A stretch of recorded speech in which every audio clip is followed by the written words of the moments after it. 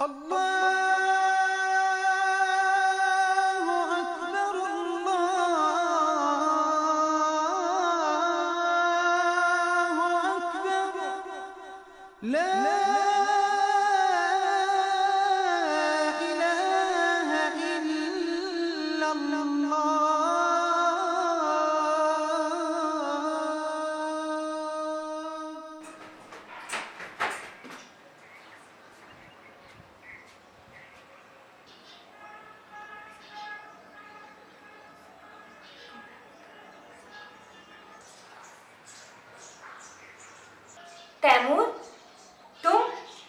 तुमने भी हद कर दी।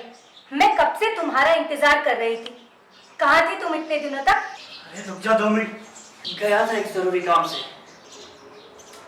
ऐसा भी क्या जरूरी काम था जो तुम बिन बताए गायब हो गए? मैं तो डर ही गई थी। मुझे लगा पुलिस को शुबह हो गया है और तुम अरेस्ट हो गए।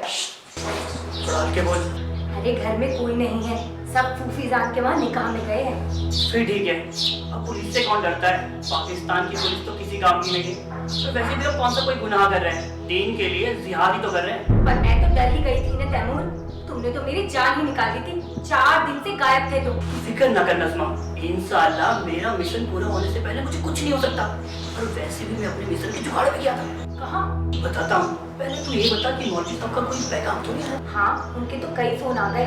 कह रहे थे कि हमारे नेपाल जाने का पूरा इंतजाम हो गया और फिर वहाँ से हमें काठमांडू से मुंबई पहुँचाने का भी पूरा का पूरा बंदोबस्त कर दिया है। इसकी तो कोई जरूरत ही नहीं पड़ेगी।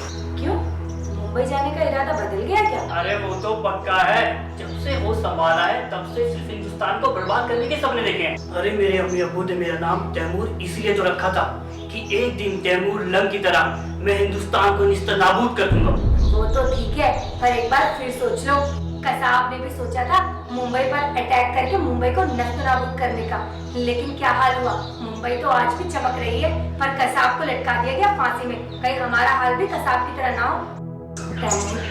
मैं तुमसे बहुत मोहब्बत करती हूँ, इसीलिए जिहादी बनकर इंडिया पर अटैक करने के लिए तैयार हूँ। तुम एक बार फिर सोच लो, हम दोनों निकाह करके अमन से लाहौर में रह सकते हैं। यही बात तो खराब है तुम औरतों की, जज्बाती हो जाती हो। हम लोग इस्लाम की खिदमत करने के लिए पैदा हुए हैं। अगर जिहाद के लिए शहीद हुए तो अल्लाह ताला जन्नत नसीब करेगा। मुझे मालूम है, और ये भी मालूम है कि तुम्हें जन्नत में जाने की इतनी जल्दी क्यों है। वहाँ पर तुम्हें 72 हूरें मिलेंगी ना? तो तुम्हें तो वहाँ 72 हूरें मिलेंगी, मुझे क्या मिलेगा? हमारे दीन में हर चीज सिर्फ मर्दों के लिए, यहाँ जमीन पर भी और ऊपर जन्नत में भी। अरे तू बहुत वाहियात बातें कर रही है। तुम औरतों को भी वहाँ पर कुछ ना कुछ तो मिलेगा ही। वही तो पूछ रही हूँ कि क्या मिलेगा। यहाँ जमीन पर एक से मोहब्बत की, वो भी जन्नत में जाने की बात कर रहा है। मेरे लिए तो यहाँ जमीन पर भी कुछ नहीं और जन्नत में भी कुछ नहीं। अब तो कुफ्र की बात कर रही है। तुझे दीन की भी फिक्र नहीं है, तुझे इस्लाम की भी फिक्र नहीं है। वो तो है। तो फिर क्यों घर की बातें कर रही है?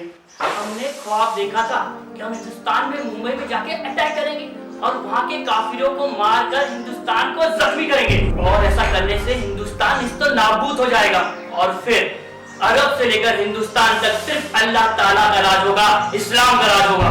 इसी को इस्लामिक स्टेट वाले खुरासान कहते हैं। और हम जद्दा से ढाका तक एक इस्लामिक स्टेट बनाएंगे। और इसलिए मौलवी साहब ने मुझे सिलेक्ट किया और मैंने तुझे। क्या तू नहीं चाहती कि पूरा हिंदुस्तान मुसलमान हो जाए? क्यों नहीं, ये तो हर पाकिस्तानी चाहता है।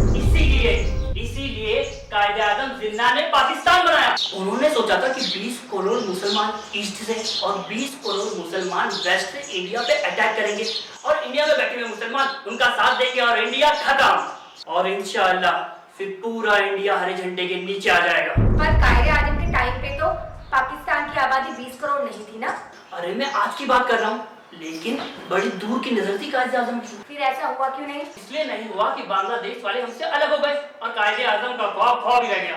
तो मियां तैमूर, एक बात बताओ, जब बांग्लादेश के मुसलमानों ने पाकिस्तान का साथ नहीं दिया तो हिंदुस्तान के मुसलमान हमारा साथ क्यों देंगे? देंगे, इंशाअल्लाह जरूर देंगे। आखिर हैं तो सब मुसलमान। सुना है 1965 की जंग में भारत का एक मुसलमान था जिसका नाम था अब्दुल हामिद। उसने पाकिस्तान के टैंकों का अकेले ही सफाया कर दिया था। सोचो, अगर भारत में अब्दुल हामिद जैसे 10 मुसलमान और हो जाए तो पाकिस्तान का क्या होगा? यही बात खराब है तुम औरतों की, हमेशा नेगेटिव ही सोचती हो। अरे हिंदुस्तान के कश्मीर में गिलानी, यासिन मलिक, शब्बीर शाह जैसे मुसलमान हैं जो हिंदुस्तान का तो खाते हैं लेकिन हिंदुस्तान से आजादी के नारे लगाते हैं। देखना एक दिन ऐसा आएगा कि इस हिंदुस्तान के सारे मुसलमान हमारा साथ देंगे। अल्लाह करे। और अब बात सिर्फ हिंदुस्तान और पाकिस्तान की नहीं रही, अब बात है पूरी दुनिया में एक इस्लामिक मुल्क की, पारस की खाड़ी से बंगाल की खाड़ी तक। हम इसीलिए जिहाद कर रहे हैं। तू देगी ना मेरे साथ जिहाद में? चलेगी ना मेरे साथ मुंबई? मैं तो तेरे साथ जहन्नुम में जाने के लिए तैयार हूँ। जहन्नुम नहीं, जन्नत। हाँ हाँ वही, लेकिन एक गुजारिश है, मुंबई जाकर हम वहाँ सीधे हमला नहीं करेंगे। मुझे ऋतिक रोशन से मिलने का बहुत मन है और वहाँ पर बॉलीवुड की फिल्म की शूटिंग देखने का भी बहुत मन है। उसके बाद तू जहाँ कहेगा वहाँ ब्लास्ट कर दूंगी, अल्लाह कसम। हाँ ठीक है, ये सब काफिर है, इनकी मत सोच। वैसे भी पूरे हिंदुस्तान ने एक दिन मुसलमान हो जाना है, उसकी सोच। ये किसने कहा? सुना है कुरान में लिखा है, इसलिए इन काफिरों के बारे में मत सोच, ये गुनाह है। एक गुनाह हो या कुछ हो, मुझे बस एक बार ऋतिक रोशन से मिलना है। उससे मिलो तो जिंदगी बन जाए। और वैसे भी ये गुनाह तो पाकिस्तान की हर लड़की करती है। वो कैसे? अरे पाकिस्तान की सारी लड़कियां ऋतिक रोशन, रणवीर कपूर, अक्षय कुमार को सपने में देखती है। अगर ये गुनाह है तो ये गुनाह ही सही। शर्म कर, तेरी अम्मी को बता दूंगा कि तू ऋतिक रोशन जैसे काफिर पे मरती है। तो बता देना, वो क्या बोलेंगी? वो भी तो अपने जमाने में राजेश खन्ना पे मरती थी। मतलब तेरा पूरा खानदान ही ऐसा है? नहीं, पूरा पाकिस्तान ही ऐसा है। अल्लाह क्या करे, इसलिए पाकिस्तान का ऐसा हाल है। ओए ज्यादा ना बोल, पहले अपनी अम्मी से तो जाकर पूछ ले। क्या पूछ लूं? यही कि जवानी में धर्मेंद्र की बॉडी की कितनी दीवानी थी तेरी अम्मी। तुझे पता है तेरी अम्मी ने धर्मवीर 32 बार देखी, जिसमें जीनत अमान ने शर्ट खोल के धर्मेंद्र को ऐसे बॉडी दिखाकर बांधा हुआ था। और तेरी अम्मी स्कूल से बंक करके धर्मेंद्र के टोले शोले देखने जाया करती थी। ये तुझे किसने बताया? तेरी अम्मी ने।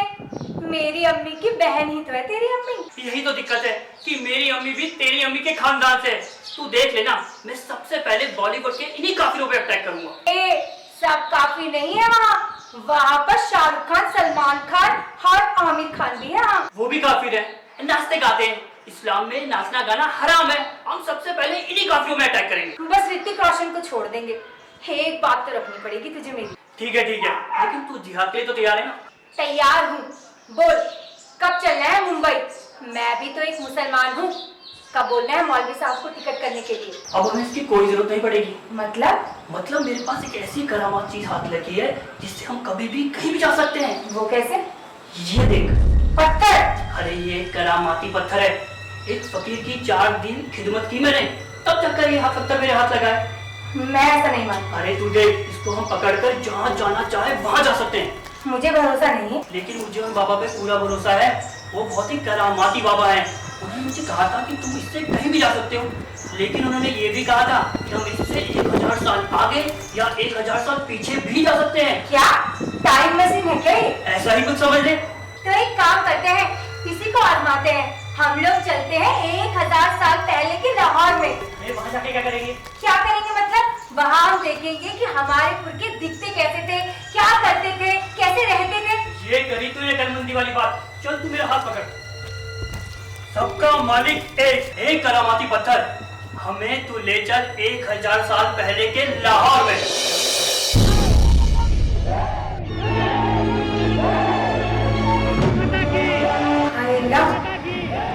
ये हम कहाँ आ गए? 1000 साल पहले के लाहौर में, शायद 1017 में।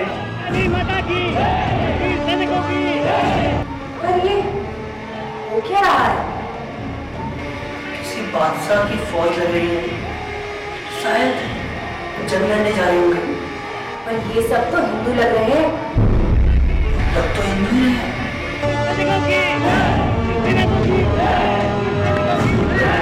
इसका मतलब हमारे पुरखे, दादा परदादा और उनके भी बाप दादा हिंदू थे। सुना तो मैंने भी था, पर लगता नहीं था। लेकिन अब तो लगता है शायद हिंदू थे। किसी से पूछो ना। अरे देखो देखो, कोई आ रहा है, जरा पूछो ना इससे। अरे भाईजान जरा सुनिए, ये कौन सा शहर है? आप लोग कौन से नगर से श्रीमान? हम पाकिस्तान से। कौन सा? पाकिस्तान। आपका स्थान?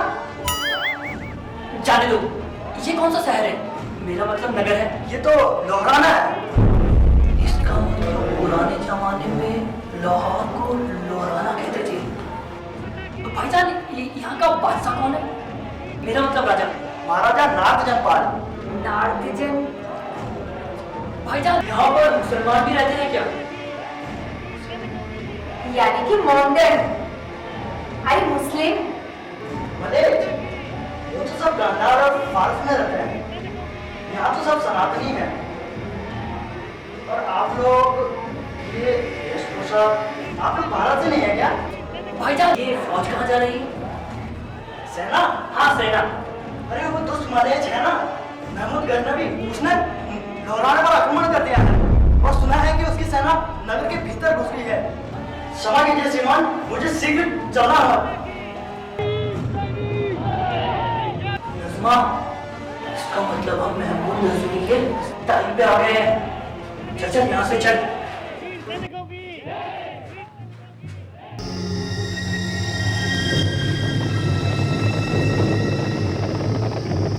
कुछ आवाजें आ रही हैं। हाँ, मुझे भी लग रही है। शायद घोड़ों के टापों की आवाज है।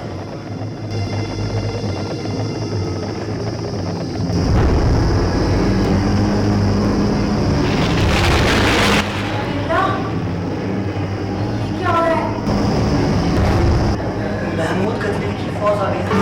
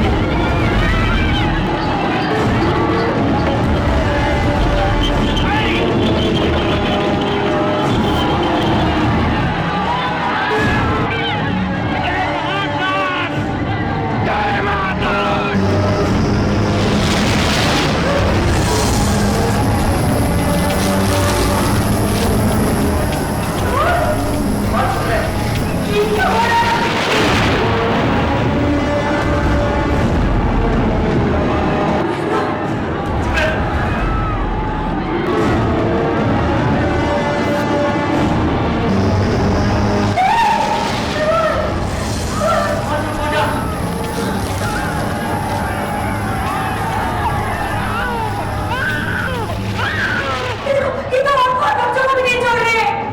काफिरों को मार रहे हैं हिंदुस्तान के। अरे ये काफी नहीं, ये लाहौर है। और ये लोग हमारे दादा, हमारे पुरखे हैं। तुम चलो यहाँ से, चलो। हाँ नज़मा, चलते हैं यहाँ से। सबका मालिक एक करामाती पत्थर हमें वापस हमारे लाहौर ले चल 2017 में।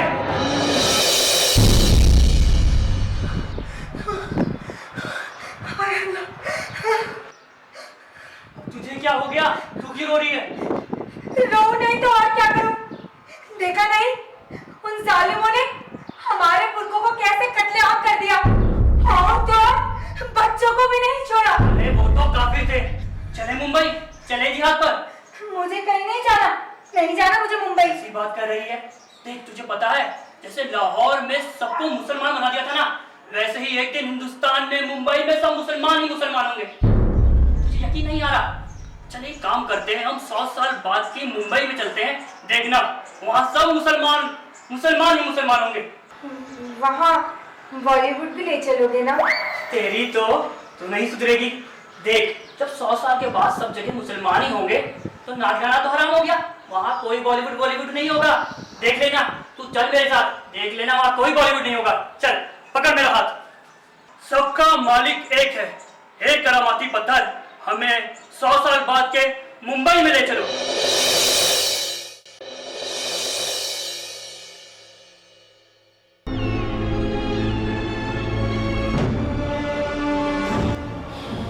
हम कहाँ आ गए? मुंबई, 100 साल बाद की मुंबई।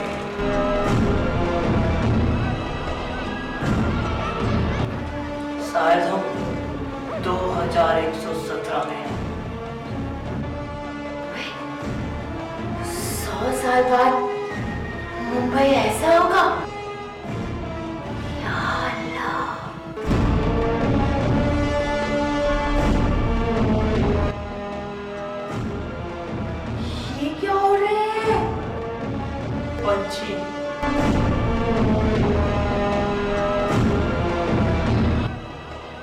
बड़े पंछी। नहीं नहीं, ये पंछी नहीं है, ये तो जहाज है, छोटे छोटे जहाज। नहीं नहीं, ये तो कारें उड़ रही हैं, उड़ने वाली कारें। हाय अल्लाह, 100 साल बाद मुंबई में कारें भी उड़ेंगी। ये तो लंदन और न्यूयॉर्क से भी आगे लग रहा है। अल्लाह कसम, जन्नत है मुंबई। हाँ, फिर यहाँ का बॉलीवुड कैसा लग रहा होगा? और तो और यहाँ के फिल्म स्टार तो बिल्कुल फरिश्ते लग रहे होंगे। मेरा बॉलीवुड का बुखार अभी भी नहीं उतरा। हाँ, उतरेगा भी नहीं। मैं समझ गया, ये खुरासान है, इस्लामिक स्टेट। ऐसी तरक्की सिर्फ अल्लाह के फजल से ही हो सकती है। यहाँ पर हिंदुस्तान, मुंबई में सब मुसलमान हो गए हैं। रास्ता मैं गारंटी से कह रहा हूँ, ये हम मुसलमानों के देश में खड़े हुए हैं। हिंदुस्तान मुसलमानों का देश हो गया है। ऐसा करते किसी से पूछते हैं। अरे किससे पूछेंगे?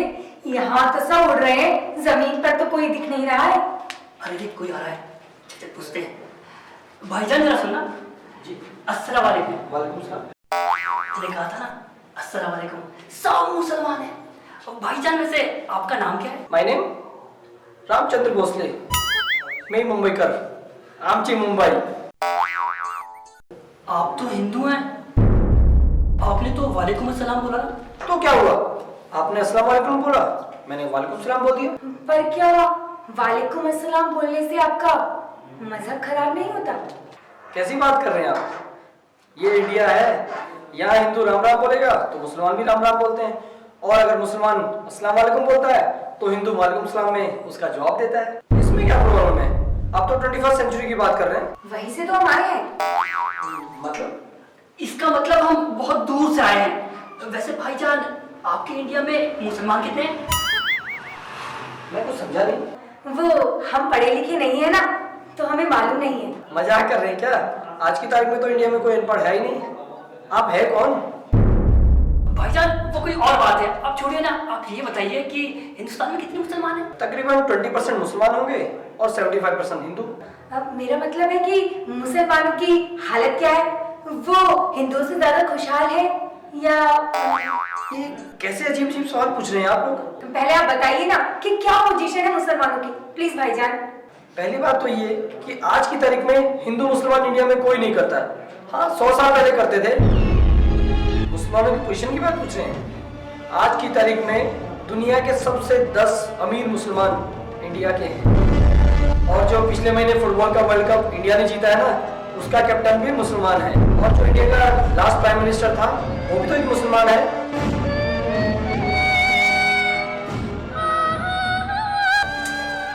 क्यों इतना? ये तो सबको पता है। मेरा टाइम खराब हो रहा है, एक्चुअली मुझे जाना, सॉरी। वैसे ये कपड़े कौन से सेंचुरी के हैं? ये तो 2117 चल रहा है। आई थिंक 1980 के हैं। अरे अरे अरे, चला गया। बोल रहा है 1980 के कपड़े। परसों ही मैंने लाहौर के जौहर टाउन के एम्पोरियम मॉल से खरीदे। 2017 के कपड़े हैं मेरे। हाँ, और तुमने भी उसे जाने दिया, उससे ये भी नहीं पूछा कि बॉलीवुड में इस समय सुपरस्टार कौन है? जरूर ऋतिक रोशन का पोता होगा। कहो ना प्यार है, कहो ना प्यार। अरे तू चुप हो जा, वैसे मेरा दिमाग का सही हो रहा है, ऊपर से तू कहो ना प्यार है, कहो ना प्यार है। अरे ठंड रखो ठंड। कम से कम उससे ये तो पूछ लिया होता कि 100 साल बाद जब इंडिया इतना आगे है तो अपना पाकिस्तान, लाहौर कितनी आगे होगा। अरे यार, ये तो मैंने सोचा ही नहीं। जब इंडिया इतने आगे निकल गया तो पाकिस्तान तो माशाअल्लाह बहुत ही आगे निकल गया होगा। जहां इंडिया में मुंबई में कारें उड़ रही है, तो सोच पाकिस्तान में लाहौर में तो लोग उड़ रहे होंगे। हाय अल्लाह। चलो किसी और से पूछते हैं। अरे किसी और से क्यों पूछना, हम अभी 100 साल बाद के लाहौर चलते हैं। तो चल सबका सुनो सुनो सुनो सुनो सुनो, देखो हम मुंबई आए ना, पहली बार मैं मुंबई आई हूँ, कम से कम मुझे बॉलीवुड पे दिखा दो। अरे यार, तू ऐसी बातें ना कर। तुझे चलना नहीं चलना मेरे साथ, वरना मैं तुझे यहीं छोड़ दूंगा। अच्छा नहीं नहीं, चल चल चल। चलना है ना? हाँ। सबका मालिक एक है, एक करामती पत्थर हमें 100 साल बाद के लाहौर ले चल, यानी कि 2117 के लाहौर में।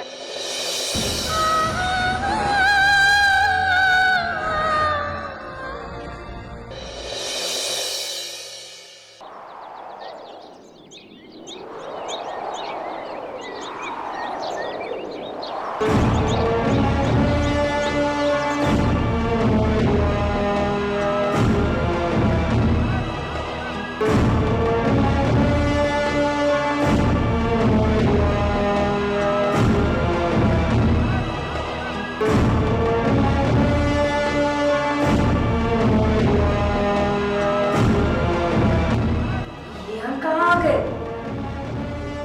हम 2100 नहीं, ये लाहौर नहीं है। कोई दिख भी नहीं रहा है। वो देखो, वो कोई आ रहा है, उससे पूछो।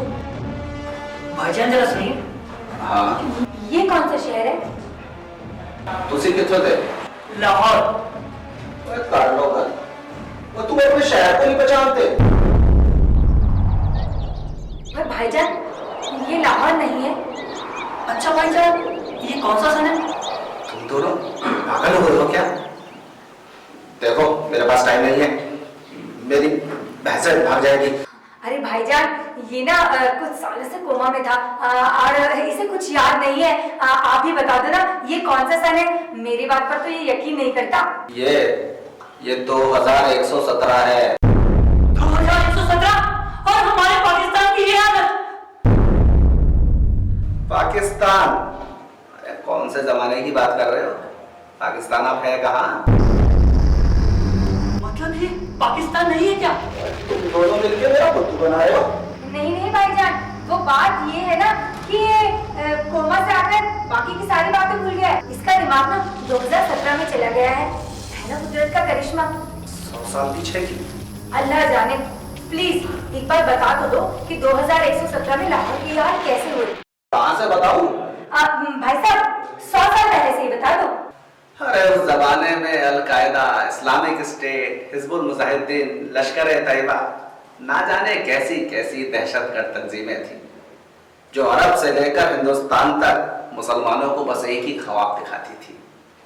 एक इस्लामिक स्टेट, खुरासान, जिसमें अरब से लेकर हिंदुस्तान तक सिर्फ इस्लामिक स्टेट होगा और सिर्फ मुसलमानों का राज होगा। इस चक्कर में सीरिया पहले तबाह हुआ, फिर इराक, फिर मिस्र, फिर लीबिया। सबको खलीफा बनना था। सब कहते थे मेरा इस्लाम सही, तेरा गलत।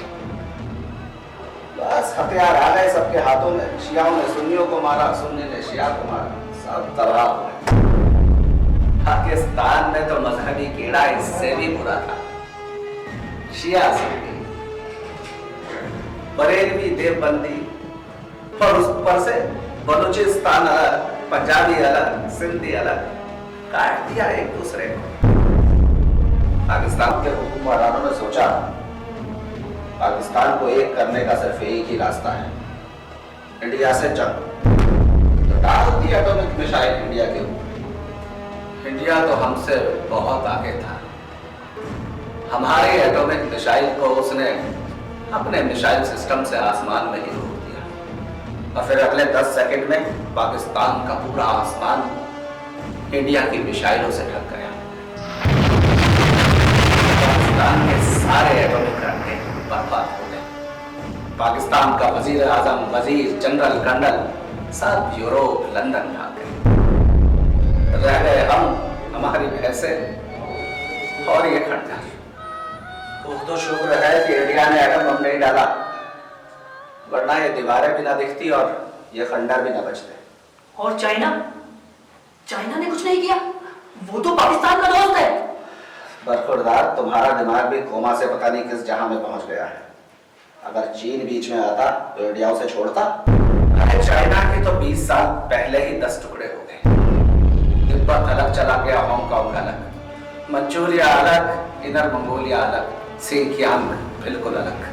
अरे वो तो चाइना की कभी कम्युनिस्ट गवर्नमेंट हुआ करती थी जो पाकिस्तान का साथ देती थी। तो चाइना में कम्युनिस्ट गवर्नमेंट नहीं है, वहाँ कौन सी गवर्नमेंट है? वहां की कम्युनिस्ट गवर्नमेंट को वहां के लोगों ने जूते मार मार के बाहर निकाल दिया और वहां के सदर प्रेसिडेंट को बीजिंग चौराहे पर लटका दिया। और अब तो चाइना में डेमोक्रेसी है, तो डेमोक्रेसी वाले हमारा साथ ही देंगे तो इंडिया का ही साथ देंगे। और रशिया रशिया ने किसका साथ दिया? अरे तू भी पागल है।